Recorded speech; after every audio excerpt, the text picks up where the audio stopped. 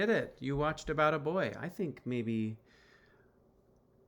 only 10% of our group has actually seen this movie. Oh, really? 20 years old, and I think it holds Holds up. up all right. It holds up. Mm-hmm. There's an interesting sort of critique of the progressive mom who wants to try to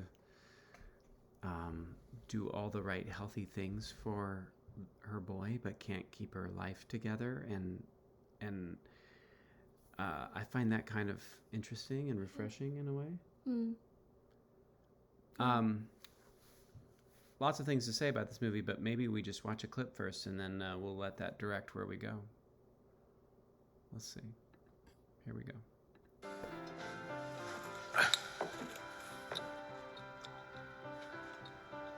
So listen, what's the deal with you and Ellie now? I mean, is she, your girlfriend? You're insane. Where'd you get those trainers? Well, what's wrong with them? Nothing. What? By the way, I do think you and Rachel have a shot. I mean, if you don't screw it up. Thank you. I'd created a monster. Or maybe he'd created me. I don't know what Will was so upset about. All I meant was, I don't think couples are the future. You need more than that. You need backup. The way I saw it, Will and I both had backup now. Do you notice this? I've never noticed this before, but look at this fishbowl that he shoots through, which I think in the earlier part of the movie was like this cool That's right. pad thing. He was feeding his fish like the first scene, wasn't Yeah, and here it's showing that there's like a kind of ecosystem of people that are kind of together in the same space. Yeah. I think that's what that's supposed to be doing. It's like that thing he told me John Bon Jovi said. No man is an island. Ah, that's great. What a great face there at the end. So one of the things I love about this movie is it shows the sort of slow opening of a single individual by way of a kind of wedge character, which is this boy who sort of insists on being hosted by Will, the main character. And helped. He demands his help. He demands his help.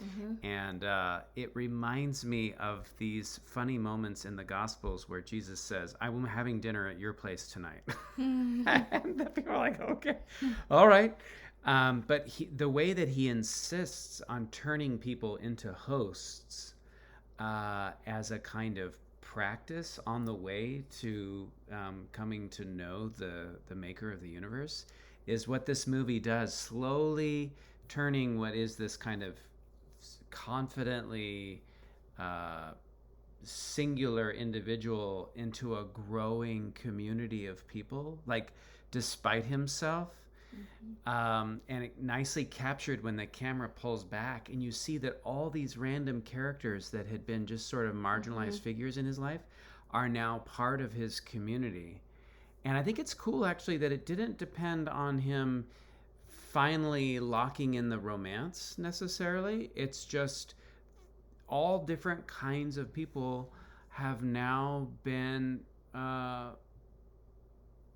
taking part in telling the story of what's meaningful and significant. And notice too, and I think this is not a mistake that or an oversight, is that it happens around this table where food is being exchanged. Everyone's bringing something to the table in this kind of potluck way, which I think is really overt as a way of saying, here you are, Will, this is your new life where all these weirdos are now part of your community and helping make meaning for you. Does that sound? Yeah, and the feast is only possible because people are contributing. And Yeah. And I like it. It's not that he chose this life. This life was sort of forced upon him. It was the kid was a wedge, and through that wedge, all these other people kind of came into his life. Yeah. And he's obviously happier. I mean, this is where life is lived. Yeah. Remember that scene we watched earlier where he's talking to the mom at the circle of truth. And she said, you can say anything here. And he says, okay, please don't try to commit suicide again. and she said, how could you say that? That was my private thing. And he said, but it's not your private thing. Yeah.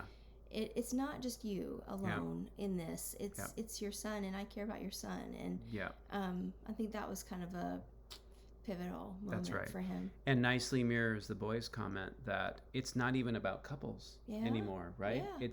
It's not about individuals, and it's not about couples. And I think the romantic story of most Hollywood films is a story that ends in couplehood, and that is the end of the story. Right. But it's actually not a gospel account of where meaning is either. It's in the community of people that together make up a body is much more the sort of rich account of where love and life is found. So let's do the wine. What were you thinking with the wine? 1858 red blend. Oh man, it's pretty good. Good. I would say I thought it'd be fun to do a blend. I'm not I'm kind of a purist. I like all wine, any and all wine. I love it. But I tend to like to drink the varietals because I like to taste the different characteristics. But I thought for this it'd be fun, just in light of the community idea, all these people coming together to make something great. I thought, let's try a blend. And 1858, very good. Supple, I think, got some plums, some black currant, a little bit of spice in there. I know other people have tasted cassis and graphite and some other flavors, but I think it's welcoming on the palate and easy to drink and enjoyable. I hope you enjoyed it. I hope that these wine selections have been just a fun experiment for you. And I know when I drink wine, sometimes I have expectations about what it's going to taste like, but sometimes it's just fun to kind of just go with it and taste it and see what you taste, and just kind of open your possibilities and your horizons. So I hope it's been a good exercise. Yeah. Talk about new horizons. We have something completely different yet again up this next week. So we're excited, and we hope that you'll enjoy it. We'll unveil the wine in the movie very soon. Talk to you soon.